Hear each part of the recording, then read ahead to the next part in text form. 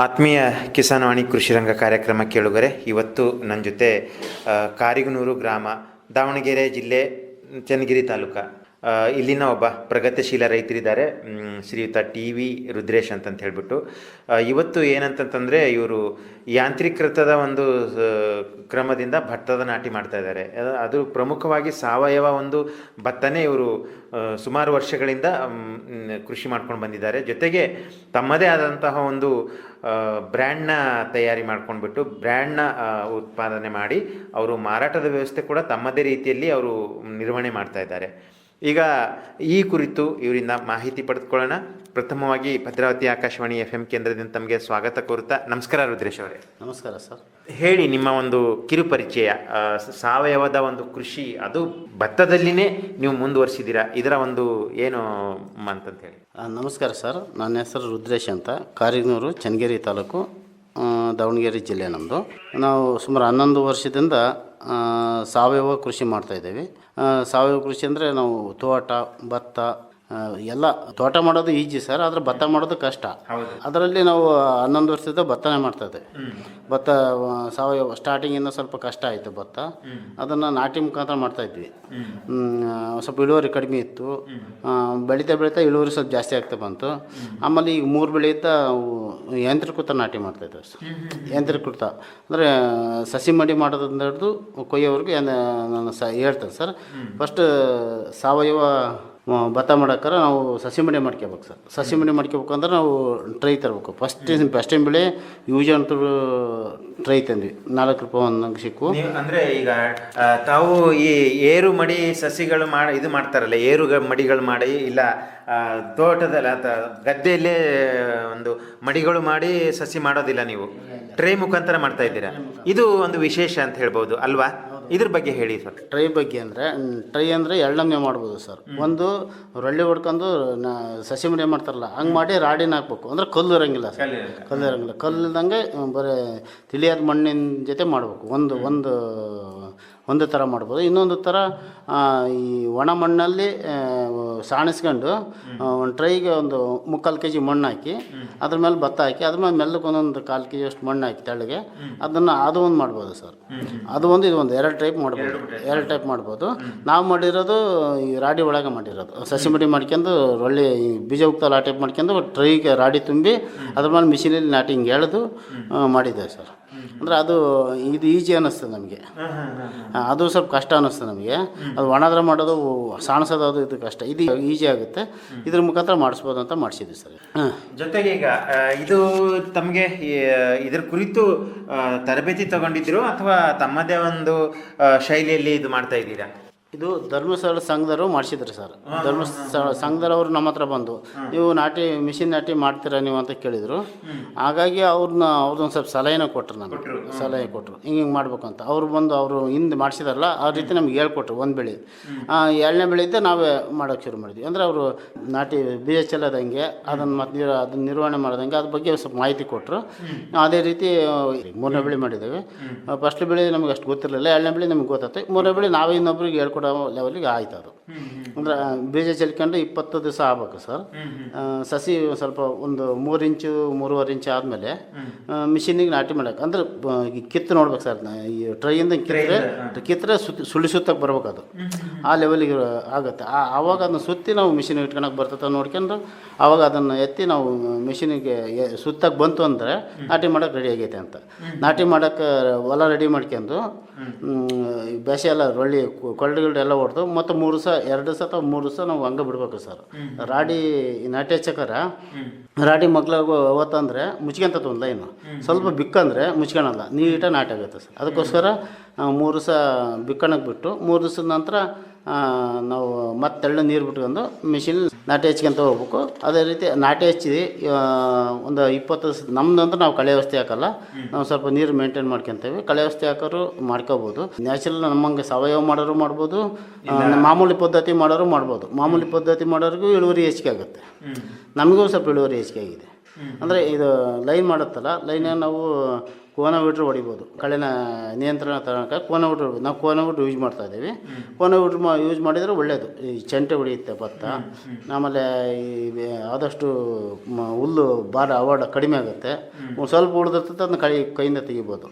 ಕೋನ ಬಿಟ್ಟು ಹೊಡಿಯೋದಂದ್ರೆ ಎರಡು ಉಪಯೋಗ ಸರ್. ಕಳೆನೂ ಕಡಿಮೆ ಆಗುತ್ತೆ, ಇನ್ನೊಂದು ಭತ್ತ ಚೆಂಟೆ ಬರುತ್ತೆ. ಹಾಗಾಗಿ ಇಳುವರಿನೂ ಜಾಸ್ತಿ ಆಗುತ್ತೆ.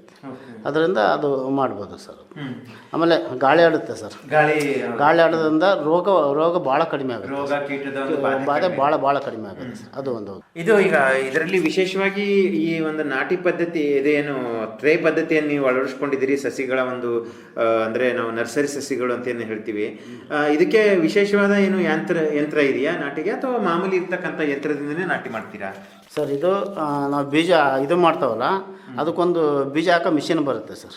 ಉಳ್ಸೋದು ಹಿಂಗೆ ಸಾಮಾನ್ಯ ಟ್ರೈ ಆ ಕಡೆ ಈ ಕಡೆ ರೈಲ್ವೆ ಟ್ರೈ ಮಾಡ್ತಾರಲ್ಲ, ಟ್ರೈ ಇರ್ತಲ್ಲ, ಆ ಟೈಪು ಹಳಿ ಬರ್ತಾವೆ. ಹಳಿ ಇಟ್ಟು ಅದ್ರ ಮೇಲೆ ಹಿಂಗೆ ಉಳಿಸಿದ್ರೆ ಬೀಜ ಕರೆಕ್ಟಾಗಿ ಬೀಳ್ತಾವೆ ಸರ್.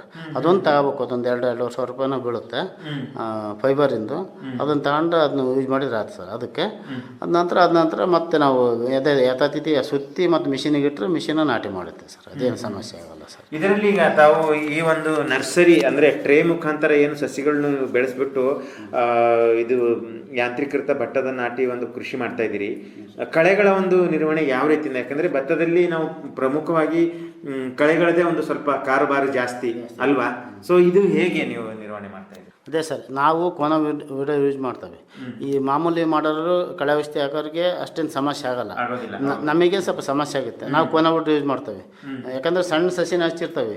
ನೀರು ಭಾಳ ನಿಲ್ಲಿಸಿದ್ರೆ ಭತ್ತ ಸಾಯುತ್ತೆ, ನೀರು ಕಡಿಮೆ ಬಿಟ್ಟರೆ ಹುಲ್ಲಾಗುತ್ತೆ ಅನ್ನೋದೊಂದು. ಅದಕ್ಕೋಸ್ಕರ ಕೋನ ವಿಡಿಯೋ ಯೂಸ್ ಮಾಡಿ ಕೋನ ವಿಡಿಯೋದಿಂದ ಎಲ್ಲ ಲೈನಿಗೆ ಹೊಡೆದ್ರೆ ನಡುವೆ ಇದ್ದದ್ದು ಅಷ್ಟೇ ಉಳಿಯುತ್ತೆ ಸರ್. ಅದನ್ನು ನಾವು ಕೈ ಅಂತ ಕಳೆಯಿಂದ ತೆಗಿತೇವೆ ಸರ್. ಅದನ್ನ ಹಾಗಾಗಿ ಅದು ನಿರ್ವಹಣೆ ಸ್ವಲ್ಪ ಕಷ್ಟ ಆಗುತ್ತೆ, ಮಾಡ್ಬೋದು ಸರ್. ಮಾಡ್ತಾ ಇದ್ದಾವೆ. ಇದನ್ನು ಮಾಮೂಲಿ ಮಾಡೋರು ಮಾಡಿದ್ರು ಒಳ್ಳೇದು ಸರ್. ಇಳುವರಿ ಮಾಮೂಲಿ ಏನು 40 ಚೀಲ ಬೆಳೀತಾರೆ ಸರ್ ಒಂದು ಎಕರೆಗೆ, ಅವರು 45 ಚೀಲ ತನಕ ಬೆಳೀತಾರೆ ಸರ್. ಈ ಗೊಬ್ಬರ ಔಷಧಿ ಹಾಕೋರು. ನಮ್ಮದು 20 ಚೀಲ ಬೆಳಿತಿದ್ವಿ, ನಾವು ಒಂದು 23-24 ಚೀಲ ಬೆಳೆದ್ವಿ. ಅಂದರೆ ನಮ್ಮದು ಹೆಚ್ಚಿಗೆ ಆಗೈತಿ, ಅವ್ರದ್ದು ಹೆಚ್ಚಿಗೆ ಆಗೈತಿ. ಅಂದರೆ ಇದನ್ನು ಮಾಡೋದ್ರಿಂದ ಇಳುವರಿ ಹೆಚ್ಚಿಗೆ ಆಗುತ್ತೆ. ಎಲ್ಲ ರೈತರು ಇದಕ್ಕೆ ಬಂದರೆ ಒಳ್ಳೆಯದು ಅಂತ ನನ್ನ ಅಭಿಪ್ರಾಯ ಸರ್.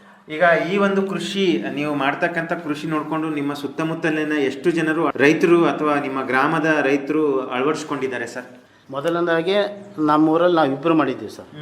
ಈ ಸರಿ ಆರಂಭದಲ್ಲಿ ಹೋದ ಸರಿ 4 ಆದ್ವಿ ಸರ್. ಈ ಸರಿ 7 ಜನ ಆದ್ರು ಸರ್. ಈ ಸರಿ ಮುಂದಕ್ಕೆ ಇನ್ನೂ 10 ಜನ ಹೇಳಿದ್ದಾರೆ ಸರ್. ಅಂದರೆ ಜಾಸ್ತಿ ಯಾಕೆಂತ ಹೋಗ್ತಾಯಿತ್ತು.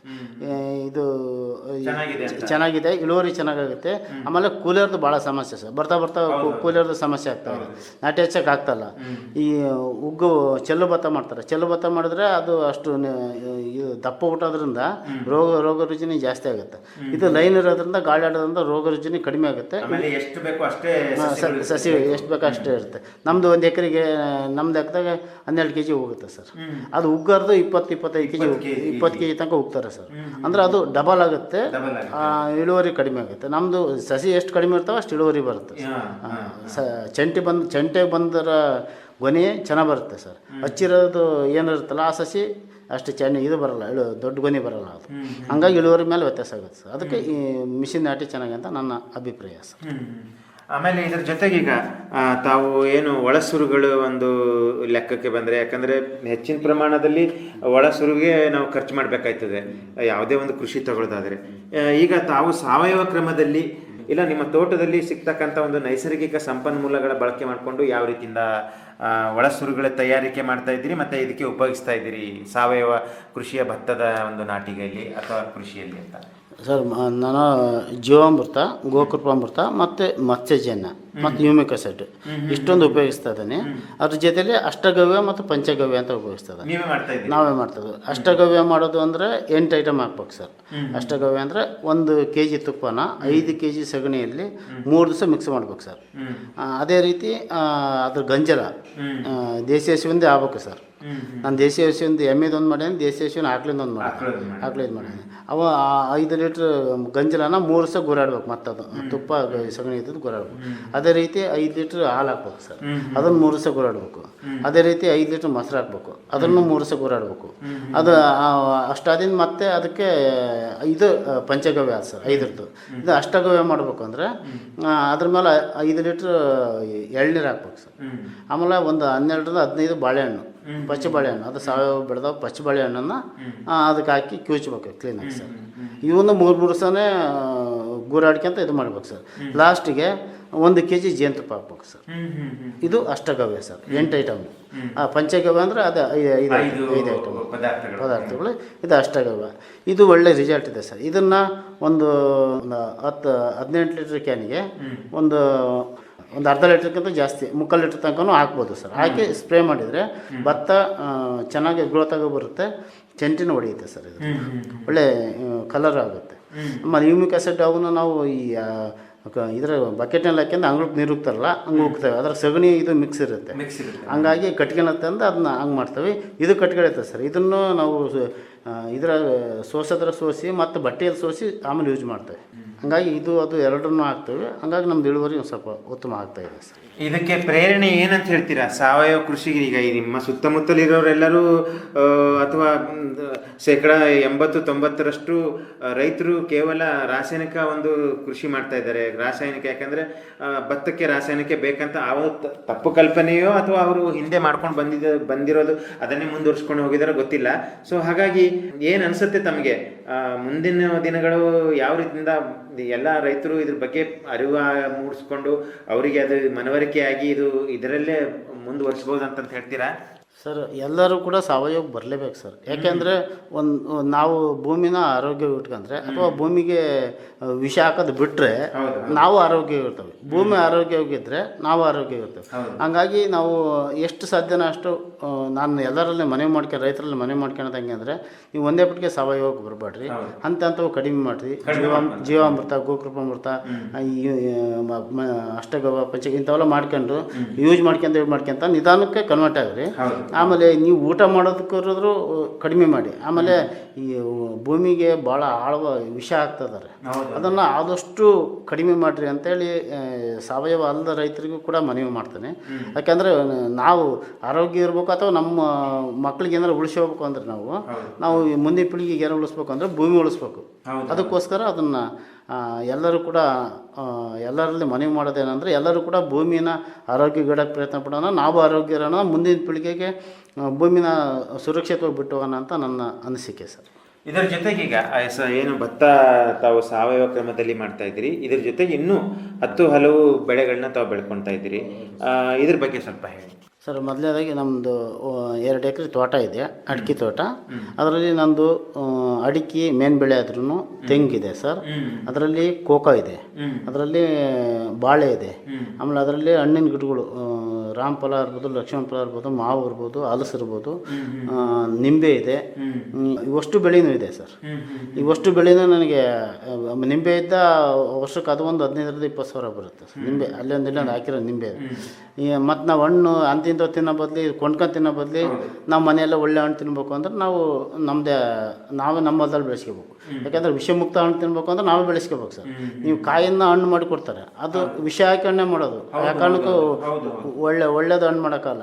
ನಾವು ನಮ್ದು 10 ದಿವಸಕ್ಕೆ ಹಣ್ಣಾಗಲಿ ನಾವು ಹಂಗೆ ಇಟ್ಟು ಹಣ್ಣು ಮಾಡಿದರೆ ಅದು ಭಾಳ ಯೋಗ್ಯವಾಗಿರುತ್ತೆ ಸರ್.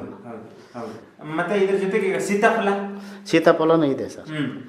ಸೀತಾಫಲ ಹಣ್ಣು ಇಲ್ಲ ಜವಾರಿ ಸರ್. ಇಲ್ಲೇ ಹೊಲದಲ್ಲಿ ಗುಡ್ಗಾಡ್ ಪ್ರದೇಶದಲ್ಲಿ ಬೆಳೀತಕ್ಕಂಥದ್ದು.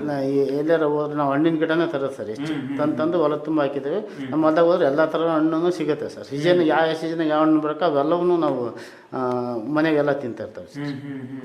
ಬೆಲ್ದ ಹಣ್ಣು ಇತ್ತೆ, ಬೆಲ್ದ ಹಣ್ಣು ಅದು ಇದೆ, ಎಲ್ಲದೂ ತಿಂತಾ ಇರ್ತೇವೆ ಸರ್. ಮತ್ತೆ ಈಗ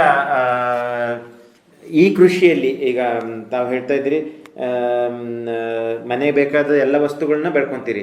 ಜೊತೆ ಈಗ ಅಡಿಕೆಯಲ್ಲಿ ಹೇಗೆ ಪ್ರತ್ಯೇಕವಾಗಿ ಸಾವಯವ ಮಾಡೋಕ್ಕಾಗತ್ತಾ? ಅಡಿಕೆ ಇಲ್ಲ ಸರ್, ಸಾವಯವ ಅದನ್ನ ನಾನು ಭೂಮಿ ಉಳಿಸ್ಬೇಕನ್ನೋ ಉದ್ದೇಶ, ನನಗೆ ದುಡ್ಡು ಮಾಡ್ಬೇಕನ್ನೋ ಉದ್ದೇಶ ಇಲ್ಲ ಸರ್. ಆದ್ರಿಂದ ನಾನು ಈ ಮಾಮೂಲಿ ಮರಂಗ ಮಾರ್ತಾನೆ, ಬಾಳೆನೂ ಮಾಮೂಲಿ ರೇಟಿಗೆ ಮಾರ್ತಾನೆ. ಆದರೆ ಅಕ್ಕಿ ಮಾತ್ರ ಒಂದು 6 ತಿಂಗಳು ಹಳೆ ಮಾಡಿ, ಅಕ್ಕಿನ ಭತ್ತ ಹಳೆ ಮಾಡಿ ಹಾಕಿ ನಾನೇ ಸ್ವಂತ ಮೌಲ್ಯವರ್ಧನೆ ಮಾಡ್ತಾನೆ. ಆದರೆ ಇನ್ನೂ ಬೆಳೆನ ಪ್ರತ್ಯೇಕ ಬಾಳೆ ಮಾರ್ಬೋದು, ಆದರೆ ಅಡಿಕೆ ಮಾರೋಕ್ಕಾಗಲ್ಲ. ಅಡಿಕೆ ತೆಂಗು ಸಾವಯವ ಅಂದರೆ ಅದಕ್ಕೇನೆ ಅದು ಬೇರೆ ಬೇರೆ ಅದಕ್ಕೆ ಉತ್ಪನ್ನಕ್ಕೆ ಹೋಗುತ್ತೆ. ಹಂಗಾಗಿ ಅದನ್ನು ಮಾಮೂಲಿ ಏನು ಮಾಡ್ತಾವೆ ಅದೇ ರೇಟಿಗೆ ಮಾಡ್ತಾನೆ. ಅದೇ ರೀತಿ ನೀವು ಬೆಳೆಯೋದು ಸಾವಯವನೇ ಆದರೆ ಹೆಚ್ಚಿನ ರೇಟಲ್ಲಿ ಮಾರಾಟ ಮಾಡ್ತಾ ಇಲ್ಲ. ನಮಗೆ ಭೂಮಿ ಉಳಿಬೇಕು ಸರ್, ಭೂಮಿ ಫಲವತ್ತತೆನ ಉಳಿಬೇಕು, ಭೂಮಿ ವಿಷಮುಕ್ತ ಆಗಬೇಕು ಅನ್ನೋದು ನಮ್ಮ ಉದ್ದೇಶ. ಎಷ್ಟು ಈಗ ಕೂಲಿ ಆಳುಗಳದ್ದು ಎಷ್ಟು ಖರ್ಚು ಬರುತ್ತೆ ಅಂತ ಹೇಳ್ತೀರಾ ಈಗ ನೀವು ಮಾಡ್ತಕ್ಕಂಥ ಒಂದು ಸಾವಯವ ಕೃಷಿಯಲ್ಲಿ? ಸರ್, ಒಂದು ಎಕರೆಯಲ್ಲಿ ಭತ್ತ ಮಾಡೋಕ್ಕೆ ಸಾಮಾನ್ಯವಾಗಿ ಎಲ್ಲ ರೈತರು 28,000 - 30,000 ಹೇಳ್ತಾರೆ ಸರ್. ನಂದು 20,000 - 22,000 ಖರ್ಚು ಅಷ್ಟೇ ಬರುತ್ತೆ. ನನಗೆ ಅಲ್ಲೇ ಒಂದು 8,000 ಸೇವ್ ಆಗುತ್ತೆ ಸರ್. ಆಮೇಲೆ ನಮ್ಮೊಂದು ಸ್ವಲ್ಪ ತಾಳ್ಮೆ ಇರಬೇಕು ಸರ್ ನಮ್ದಕ್ಕೆ. ಈ ಬೆಳೆ ಮರದ್ದು ಈ ಬೆಳೆ ದುಡ್ಡು ಸಿಗಲ್ಲ ನಮಗೆ, ಮುಂದೆ ಬೆಳೆ ಸಿಗುತ್ತೆ, ಅದು ಒಮ್ಮಕ್ಕಲೇ ಸಿಗಲ್ಲ. ಅಂದರೆ ಎಲ್ಲರಿಗಿಂತ ಹೆಚ್ಚಿಗೆ ದುಡ್ಡು ಬರುತ್ತೆ ನಮಗೆ, ನಿಧಾನಕ್ಕೆ ಬರುತ್ತೆ. ಅವರಿಗೆ ಒಂದೇ ಪಟ್ಟಿಗೆ ದುಡ್ಡು ಬರಲ್ಲ. ನಮಗೆ ಒಂದು ಎಕರೆಗೆ ನಮಗೆ ಒಂದು 80,000 - 1 ಲಕ್ಷ ರೂಪಾಯಿವರೆಗೆ ಆಗುತ್ತೆ. ನಮಗೆ ಒಂದು 20-25,000 ಬೇಡ, ನಾವು ಮಿಲ್ ಮಾಡಿದ್ದು ಎಲ್ಲ ಖರ್ಚು ತೆಗೆದ್ರು ನಮಗೆ 30,000 - 35,000 ಖರ್ಚಾಗುತ್ತೆ. ನಮಗಿಂದ 65,000 ರೂಪಾಯಿ ದುಡ್ಡು ಉಳಿಯುತ್ತೆ. ಅವ್ರಿಗೆ ಯಾರಿಗೆ ಇಷ್ಟು ದುಡ್ಡು ಉಳಿಯೋಲ್ಲ. ಅಂದ್ರೆ ಇಷ್ಟು ನಮ್ಮಷ್ಟು ತಾಳ್ಮೆ ಅವ್ರಿಗೆ ಇರಬೇಕು. ಅದನ್ನು ಖರ್ಚು ಅಷ್ಟೇ ಮಾಡ್ತಾರೆ, ಭಾಳ ವ್ಯರ್ಥ ಖರ್ಚು ಮಾಡ್ತಾರೆ. ಈಗ 3 ಕ್ವಿಂಟಲ್ ಹಾಕಿದ್ರು ಭತ್ತ ಇಳುವರಿ ಬರುತ್ತೆ ಸರ್, 2.5 ಕ್ವಿಂಟಲ್ ಹಾಕಿದ್ರು ಬರುತ್ತೆ, ಕೆಲವು 4 ಕ್ವಿಂಟಲ್ ತನಕ ಹಾಕ್ತಾರೆ. ಅಷ್ಟಕ್ಕಂದ್ರೆ ಅವಶ್ಯಕತೆ ಇರಲ್ಲ ಸರ್. ಅಷ್ಟು ಜಾಸ್ತಿ ಹಾಕೋದ್ರಿಂದ ರೋಗ ಜಾಸ್ತಿ ಆಗುತ್ತೆ. ಈ ಭಾಳ ಉಂಟ್ರೆ ನಮಗೆ ಹೆಂಗೆ ಭೇದ ಆಗುತ್ತೆ ಹಂಗೆ ಭೂಮಿಗೆ ಆಗುತ್ತೆ. ಎಷ್ಟು ಬೇಕು ಅಷ್ಟು ಕೊಡೋಲ್ಲ, ಹೆಚ್ಚಿಗೆ ಕೊಡ್ತಾರೆ.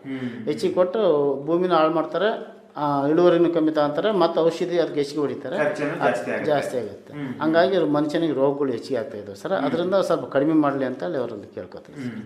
ಆಮೇಲೆ ಈಗ ಮಾರುಕಟ್ಟೆ ವ್ಯವಸ್ಥೆ ಯಾವ ಥರ ಮಾಡ್ಕೊಂಡಿದ್ರಿ? ಯಾಕಂದರೆ ಭತ್ತ ಈಗ ನೀವು ಹೇಳ್ತಾ ಇದ್ದೀರಿ ನೀವೇ ಸ್ವಂತ ಅಕ್ಕಿ ಮಾಡಿಸಿ ಅದನ್ನು ಮೌಲ್ಯವರ್ಧನೆ ಮಾಡಿ ನಿಮ್ಮದೇ ಆದಂಥ ಒಂದು ಬ್ರ್ಯಾಂಡ್ನಲ್ಲಿ ಮಾರಾಟದ ಒಂದು ವ್ಯವಸ್ಥೆ ಮಾಡಿದ್ದೀರಿ. ಇದು ಯಾವ ರೀತಿನ ಅಂತ ಸ್ವಲ್ಪ ಹೇಳಿ ಸರ್. ಇದು ಭತ್ತ ನಾನು ಮೌಲ್ಯವರ್ಧನೆ ಮಾಡಿ ಮಾಡ್ತಾನೆ ಅಂದರೆ ಒಂದು 6 ತಿಂಗಳು ಹಳೆ ಮಾಡಿ ಭತ್ತನ ಇಟ್ಟು ಆಮೇಲೆ ಅಕ್ಕಿ ಹಾಕಿಸಿ ಅದನ್ನು ಒಂದು ನೇಗಿಲ ಯೋಗಿ ಅಂತ ಒಂದು ಬ್ರ್ಯಾಂಡ್ ಮಾಡ್ಯಾನ ಸರ್.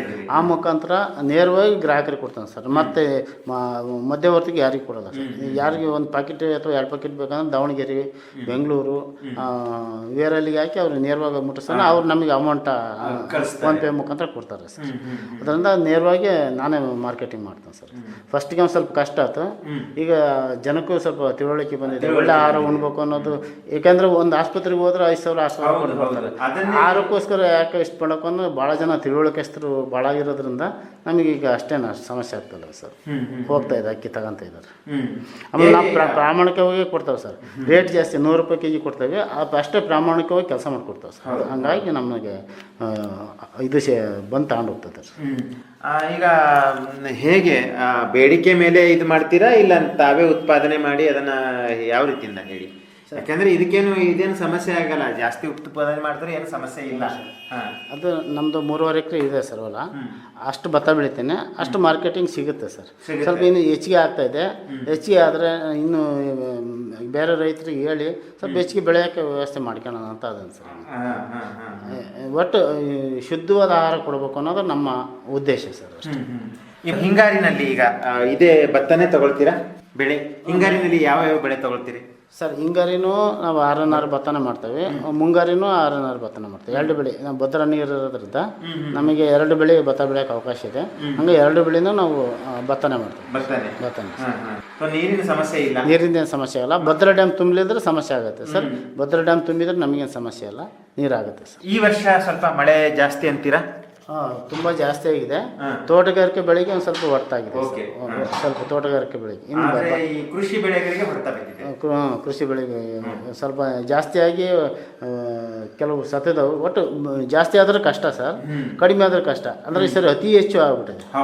ಹಂಗಾಗಿ ಒಂದು ಸ್ವಲ್ಪ ಇಳುವರಿ ಮೇಲೆ ಸ್ವಲ್ಪ ಕುಂಠಿತ ಆಗ್ಬೋದು ಸರ್. ಜೊತೆಗೆ ಈಗ ನಾನು ನಿಮ್ಮ ಒಂದು ಸ್ಟೇಟಸ್ ನೋಡಿದ್ದೆ ಎಲ್ಲಂದ್ರೆ, ಯಾಕಂದ್ರೆ ತೋಟದಲ್ಲಿ ಫುಲ್ ನೀರು ನುಗ್ಕೊಂಡಿದ್ದು ಒಂದು ಇದು ಹಾಕಿದ್ರಿ ನೀವು ಸ್ಟೇಟಸ್ ಅಲ್ಲಿ. ಇದರಿಂದ ಏನಾದರೂ ಸಮಸ್ಯೆ ಆಯ್ತಾ ನಿಮಗೆ? ಸರ್ ಇದು ನಮ್ಮ ತೋಟ ಹಳ್ಳದರಿಗೆ ಇರೋದ್ರಿಂದ ಈ ಹಳ್ಳ ನುಗ್ಗಿಬಿಡುತ್ತೆ. ನಮ್ಮದು ಸುಮಾರು ಕೋಕ ಇದೆ, ಅದು ಒಂದು ಅರ್ಧ ಅಡಿ ಎಲೆ ಬಿದ್ದಿರುತ್ತೆ. ಕೈ ತೆಗೆದ್ರೆ ಒಂದು ಇಡೀ ಗಂಟೆ ಗೊಬ್ಬರ ಸಿಗುತ್ತೆ. ಅದು ಹಳ್ಳ ಬಂದಾಗ ಎತ್ಕೊಂಡು ಹೋಗ್ಬಿಡುತ್ತೆ. ಅದೊಂದು ಫಲವತ್ತಾದ ಮಣ್ಣೆ ಕೊಚ್ಕೊಂಡು ಹೋಗ್ಬಿಡುತ್ತೆ ಸರ್. ಅದೊಂದು ಬೇಜಾರ ಸರ್. ಏನು ಮಾಡೋಕ್ಕಲ್ಲ, ಪ್ರಕೃತಿಗೆ ರೈತರು ಹೋರಾಟ ಮಾಡಲೇಬೇಕಾದ್ರೆ ಏನು ಮಾಡೋಂಗಿಲ್ಲ ಸರ್. ಅದ್ರ ಒಂದು ತೃಪ್ತಿ ಅಂದರೆ ಎಷ್ಟೇ ಕಷ್ಟ ಬಂದರೂ ನಾನು ಈ ಸಾವಯವ ಬಿಟ್ಟು ಬೇರೆದಕ್ಕೆ ಹೋಗಲ್ಲ ಅನ್ನೋದು ನನಗೆ ಆತ್ಮ ತೃಪ್ತಿ ಇದೆ. ಇನ್ನು ನಾನಲ್ದೇ ಇನ್ನಿದ್ದರಿಗೂ ಕೂಡ ನಾನು ಫಸ್ಟ್ ನಮ್ಮ ಭೂಮಿ ಉಳಿಸೋಣ ಅನ್ನೋ ಕಡೆಗೆ ಯೋಚನೆ ಮಾಡ್ತೀನಿ ಅಂತ ಹೇಳೋಕ್ಕೆ ಇಷ್ಟಪಡ್ತೀನಿ. ಈ ನಿಮ್ಮ ಒಂದು ಸಾಧನೆಗೆ ಬಂದ ಪ್ರಶಸ್ತಿ ಮತ್ತು ಸನ್ಮಾನ ಮತ್ತು ಇದರ ಒಂದು ಕೀರ್ತಿಯ ಬಗ್ಗೆ ಸ್ವಲ್ಪ ಹೇಳ್ತೀರಾ? ಮೊದಲನೇದಾಗಿ ನನಗೆ ಜಿಲ್ಲಾ ಪ್ರಶಸ್ತಿ ಬಂದೈತಿ, ತಾಲೂಕು ಪ್ರಶಸ್ತಿ.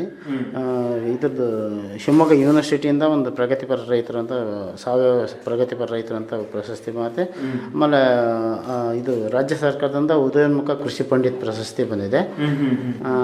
ಹಲವಾರು ಈ ತಲಬಾಳು ಕೃಷಿ ವಿಜ್ಞಾನ ಕೇಂದ್ರದಿಂದ ನನಗೆ ಡೆಲ್ಲಿಗೆ ಕಳಿಸಿದ್ರು ಒಂದ್ಸರಿ, ನನ್ನ ಪ್ರಧಾನಮಂತ್ರಿ ಪ್ರೋಗ್ರಾಮಿಗೆ ಕಳಿಸಿದ್ರು. ನನ್ನ ಇದನ್ನು ನೋಡಿ ನಾನು ಸಾವಯವ ಮಾಡಿದ್ದು ನೋಡಿ ನನಗೆ ಒಂದು ಅವಕಾಶ ಮಾಡಿಕೊಟ್ರು, ಅಲ್ಲಿಗೂ ಕೂಡ ಕಳಿಸಿದ್ರು.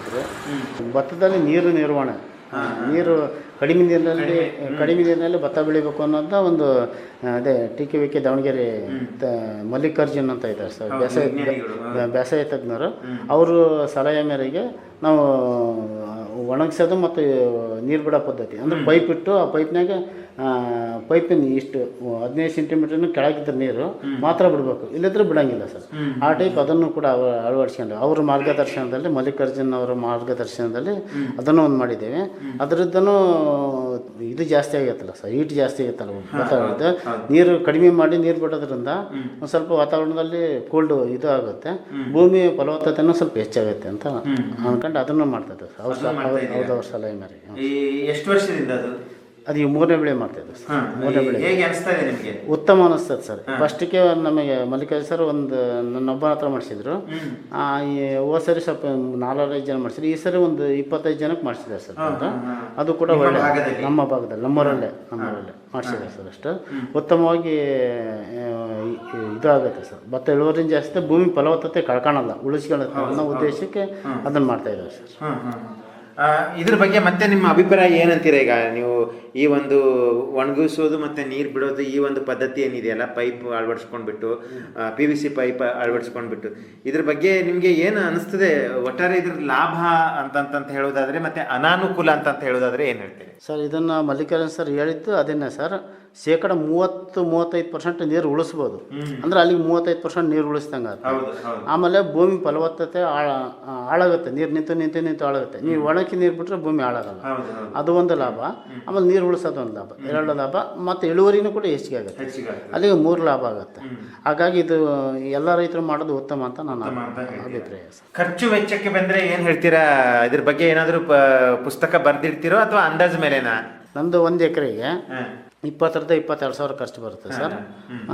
1 ಎಕರೆ ಭತ್ತ ನಾನು ಮೌಲ್ಯವರ್ಧನೆ ಮಾರಿದರೆ 1 ಎಕರೆಗೆ ನಂದು 60,000-65,000 ಸಾವಿರ ಉಳಿಯುತ್ತೆ ಸರ್. ಖರ್ಚು ವೆಚ್ಚ ತೆಗೆದು ಒಂದು 30,000-35,000 ಸಾವಿರ ಖರ್ಚು ಬರುತ್ತೆ. ಅಂದರೆ ಮಿಲ್ ಮಾಡಿ ಮತ್ತು ಚೀಲ ತಂದು ತೂಕ ಮಾಡಿ ಮತ್ತು ಅವ್ರಿಗೆ ಮುಟ್ಸೋಷ್ಟೊತ್ತಿಗೆ ನಾನು 35 ಮೇಲೆ ಬರುತ್ತೆ ಸರ್.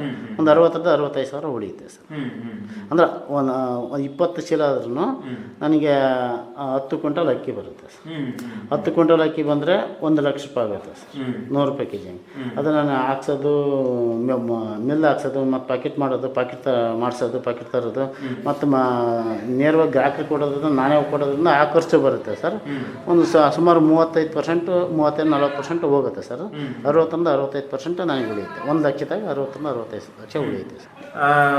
ಒಟ್ಟಾರೆಯಾಗಿ ಏನು ಅನಿಸ್ತದೆ? ಕೃಷಿ ಬದುಕು ಇದು ನೆಮ್ಮದಿ ಬದುಕು ಅನಿಸುತ್ತಾ ಅಥವಾ ರಾಸಾಯನಿಕ ಒಂದು ಭರಾಟೆಯಲ್ಲಿ ರಾಸಾಯನಿಕ ಮಾಡೋರಿಗೆ ಇದು ಒಂದು ಸ್ವಲ್ಪ ಭಾರ ಅನಿಸುತ್ತಾ, ಹೇಗೆ ಸರಿ? ಮನುಷ್ಯನಿಗೆ ತೃಪ್ತಿ ಅನ್ನೋದಿದ್ರೆ ಇದ್ರಾಗ ನೆಮ್ಮದಿಯಾಗಿದ್ದಾವೆ, ನೆಮ್ಮದಿಯಾಗಿ ಇರ್ಬೋದು ಸರ್. ರೈತರು ನಾವು ಹೆಂಗೆ ಅದನ್ನ ತಗೊಂತಾವ ಹಂಗೆ ಯಾರೋ ದೊಡ್ಡ ಕಾರ್ನೌಕರ ಅಂತೇಳಿ ಅದನ್ನು ಇದು ಕೊಟ್ಟರೆ ಅನುಸರಿಸಂಗಿಲ್ಲ. ನಾವು ನೆಮ್ಮದಿಯಾಗಿರ್ಬೇಕು. ದುಡ್ಡು ಕೆಲವ್ರ ದುಡ್ಡು ಇರುತ್ತೆ, ನೆಮ್ಮದಿ ಇರಲ್ಲ. ರೈತರ ಹತ್ರ ನೆಮ್ಮದಿ ಇರ್ಬೇಕು ಅಂದರೆ ನಾವು ನಮ್ಮ ಕೆಲಸ ನಾವು ಮಾಡ್ಕೊಂಡು ನೆಮ್ಮದಿ ಇರೋಕ್ಕೆ ರೈತರಿಗೆ ಏನೂ ತೊಂದರೆ ಇಲ್ಲ ಸರ್. ಅವ್ರಿಗೊಂದು 4 ಎಕರೆ ಅಥವಾ 3 ಎಕರೆ ಜಮೀನು ಇದ್ದರೆ ನೆಮ್ಮದಿಯಾಗಿ ಜೀವನ ಮಾಡೋಕ್ಕೆ ಏನು ತೊಂದರೆ ಇಲ್ಲ ಸರ್. ಅಂದರೆ ಪ್ರಾಮಾಣಿಕವಾಗಿ ಮಾಡ್ಕೊಂತ ಹೋಗ್ಬೇಕು, ನೆಮ್ಮದಿಯಾಗಿ ಇರ್ಬೋದು ಸರ್, ಏನು ತೊಂದರೆ ಇಲ್ಲ ಸರ್. ಈಗ ಹೆಚ್ಚಿನ ಒಂದು ಮಾಹಿತಿ ಪಡೆಯುವುದಾದರೆ ತಮ್ಮ ದೂರವಾಣಿ ಸಂಖ್ಯೆ ಕೊಡಿ. ಅಂದರೆ ನೀವು ಯಾವ ಸಾವಯವ ಕ್ರಮದಲ್ಲಿ ಭತ್ತ ಬೆಳೀತಾ ಇದ್ದೀರಾ, ಮಾರಾಟದ ವ್ಯವಸ್ಥೆ ಕೂಡ ಮಾಡ್ತಾ ಇದ್ದೀರಾ, ಅವರಿಗೇನಾದರೂ ನಿಮ್ಮ ವಸ್ತು ಬೇಕಂತಂದರೆ ಕೇಳುಗರು ನಿಮ್ಮನ್ನು ಸಂಪರ್ಕಿಸುವುದಾದರೆ ಅಥವಾ ನೀವು ಕೃಷಿ ಮಾಡೋ ಒಂದು ವಿಧಾನಗಳನ್ನು ಅವರು ನಿಮ್ಮ ತೋಟಕ್ಕೆ ಬಂದು ವೀಕ್ಷಿಸುವುದಾದರೆ ನಂಬರ್ ಕೊಡಿ ಸರ್ ತಮ್ಮದು. ಸರ್ ನನ್ನ ನಂಬರು 95 38 111 979. ಈ ನಂಬರಿಗೆ ಕಾಲ್ ಮಾಡಿದರೆ ನಿಮಗೆ ಸಾವಯವ ಅಕ್ಕಿ ಬೇಕು ಅಂದರೆ ಕೊಡ್ತಾನೆ. ಆಮೇಲೆ ಸಾವಯವದಾಗ ಹೆಂಗೆ ಮಾಡೋದು ಅಂತ ಸಲಹೆ ಕೇಳಿದ್ರು, ನೀವು ಯಾವಾಗ ಕೇಳಿದ್ರು ಫೋನ್ ಮಾಡಿದ್ರು ಫೋನ್ ರಿಸೀವ್ ಮಾಡ್ತಾನೆ. ಬಟ್ ನಮ್ಮ ಹೊಲಕ್ಕೆ ಬರ್ತಾನೆ ಅಂದ್ರೂ ಯಾವಾಗ ಬೇಕಾದರೂ ಬರ್ಬೋದು. ಯಾವಾಗ ಬೇಕಾದರೂ ನೀವೇನು ಇದನ್ನು ಮಾಡೋಂಗಿಲ್ಲ, ಯಾವಾಗ ಬೇಕಾದರೂ ಬರ್ಬೋದು. ನೀವು ಯಾವುದೇ ಫೋನ್ನಾಗೆ ಕೇಳ್ತಾನೆ ಇಂಥದ್ದು ಮಾಡ್ತೇವೆ ಅಂದರೆ ಫೋನ್ನಾಗೆ ನಾನು ನಿಮ್ಗೆ ಹೇಳಂದ್ರೆ ಹೇಳ್ತೇನೆ, ನಿಮಗೇನು ತೊಂದರೆ ಇಲ್ಲ, ಹೆಂಗಾದ್ರು ಬರ್ಬೋದು. ಯಾರು ಮಾಡ್ತೇವೆ ಅಂದ್ರೆ ಸಂತೋಷವಾಗಿ ಅವರಿಗೆ ಸಲಹೆ ಸೂಚನೆಯನ್ನು ಯಾವಾಗಲೂ ಕೊಡ್ತಾನೆ ಸರ್, ಖಂಡಿತವಾಗಿ. ಧನ್ಯವಾದ ರುದ್ರೇಶ್ ಅವರೇ. ಇದುವರೆಗೆ ತಾವು ತಮ್ಮ ಕೃಷಿ ಅಂದರೆ ಯಾಂತ್ರೀಕೃತ ಒಂದು ಪದ್ಧತಿಯಲ್ಲಿ ಭತ್ತದ ನಾಟಿ, ಅದು ವಿಶೇಷವಾಗಿ ಟ್ರೇ ಮುಖಾಂತರ ತಾವು ಏನು ಏರು ಮಡಿಗಳು ಜಮೀನಿನಲ್ಲಿ ಮಾಡದೇನೆ ಟ್ರೇಯಲ್ಲಿ ನರ್ಸರಿ ಸಸಿಗಳನ್ನು ಬೆಳೆಸ್ಬಿಟ್ಟು ಯಂತ್ರದಿಂದ ತಾವು ಸಾವಯವ ಕ್ರಮದಲ್ಲಿ ಭತ್ತದ ನಾಟಿ ಮಾಡಿ ಇದರ ನಿರ್ವಹಣೆ ಮಾಡಿ, ಜೊತೆಗೆ ಮಾರುಕಟ್ಟೆ ವ್ಯವಸ್ಥೆ ಕೂಡ ತಮ್ಮದೇ ಆದಂಥ ಒಂದು ರೀತಿಯಲ್ಲಿ ಕಲ್ಪಿಸಿಕೊಂಡಿದ್ದೀರಾ. ಇದು ಮಾದರಿ ನಮ್ಮ ಬೇರೆ ರೈತರಿಗೂ ಕೂಡ ಮಾದರಿಯಾಗಿ ತಾವು ಈ ಒಂದು ಜಿಲ್ಲೆಯಲ್ಲಿ ತುಂಬ ಒಳ್ಳೆಯ ಒಂದು ಕೃಷಿ ಮಾಡ್ತಾ ಇದ್ದೀರಾ. ಮುಂದಿನ ದಿನಗಳು ಕೂಡ ತಮಗೆ ಇನ್ನೂ ಹೆಚ್ಚಿನ ಯಶಸ್ಸು ಸಿಗಲಿ ಅಂತ ಹೇಳಿ ನಾವು ನಮ್ಮ ಕೇಂದ್ರದಿಂದ ತಮಗೆ ಹಾರೈಸುತ್ತಾ, ಇದುವರೆಗೆ ತಾವು ಈ ಒಂದು ಸಂದರ್ಶನದಲ್ಲಿ ಭಾಗವಹಿಸಿ ಮಾಹಿತಿ ನೀಡೋದಕ್ಕೆ ಇನ್ನೊಮ್ಮೆ ತಮಗೆ ಭದ್ರಾವತಿ ಆಕಾಶವಾಣಿ ಕೇಂದ್ರದಿಂದ ಧನ್ಯವಾದಗಳನ್ನ ಅರ್ಪಿಸುತ್ತಾ ನಮಸ್ಕಾರ ರುದ್ರೇಶ್ ಅವರೇ. ನಮಸ್ಕಾರ ಸರ್. ಎಲ್ಲ ಆಕಾಶವಾಣಿ ಭದ್ರಾವತಿ ಕೇಂದ್ರ ಮತ್ತು ತಮಗೂ ತುಂಬ ಹೃದಯದ ಧನ್ಯವಾದಗಳು ಸರ್. ರೈತ ಬಾಂಧವರೇ ಹಾಗೂ ಕೇಳುಗರೆ, ಪ್ರತಿದಿನ ಸಂಜೆ 6:50ಕ್ಕೆ ಮೂಡಿಬರುವ ಕೃಷಿ ರಂಗ ಕಿಸಾನ್ವಾಣಿ ಕಾರ್ಯಕ್ರಮ ಭದ್ರಾವತಿ ಕೇಂದ್ರದಿಂದ ಯಾವ ರೀತಿಯಾಗಿ ಮೂಡಿ ಬರ್ತಾ ಇದೆ, ಮತ್ತು ಈ ಕಾರ್ಯಕ್ರಮದ ಕುರಿತು ನಿಮ್ಮ ಅನಿಸಿಕೆ, ಅಭಿಪ್ರಾಯ, ಸಲಹೆ, ಸೂಚನೆ ಏನಾದರೂ ಇದ್ದಲ್ಲಿ ನಮ್ಮ ವಾಟ್ಸಪ್ ನಂಬರಿಗೆ ಇದನ್ನು ನೀವು ಬರೆದು ತಿಳಿಸಬಹುದು. ನೀವು ಬರೆದು ಕಳಿಸಿದ ಮಾಹಿತಿಯನ್ನು ಅದೇ ಕಾರ್ಯಕ್ರಮದಲ್ಲಿ ಪ್ರಸಾರ ಮಾಡಲಾಗುವುದು. ನಮ್ಮ ವಾಟ್ಸಪ್ ಸಂಖ್ಯೆ ಹೀಗಿದೆ: 9487272600. ಇನ್ನೊಮ್ಮೆ ಕೇಳಿ: 9481572600.